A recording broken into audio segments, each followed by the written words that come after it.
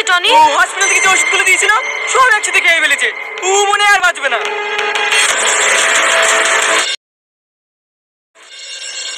তোকে আর এইখানে থাকতে হবে না, তুই আমাকে কথা দে। না না মা, আমার সাথে যে বেইমানি ও করেছে তার প্রতিশোধ না নেওয়া পর্যন্ত আমি এখান থেকে যাবো না। কেমন আছো? ভালোবাসা একটি সুন্দর সম্পর্ক, কিন্তু আজকের যুগে সত্যিকারের ভালোবাসার সঙ্গে জন্ম নিয়েছে একটি ডুপ্লিকেট ভালোবাসা। বিশেষ করে কিছু মেয়েদের মধ্যে আমরা দেখতে পাই সম্পর্কের নামে শুধু স্বার্থপরতা আর সময় কাটানোর খেলা। আর একটা কথা কি জানো, এই ডুপ্লিকেট ভালোবাসা যেমন কারোর সম্পর্ক ভেঙে চুরমার করে দেয়, অন্যদিকে শিক্ষাও দিয়ে যায় যে কার উপরে আস্থা রাখা উচিত আর কার উপরে উচিত নয়।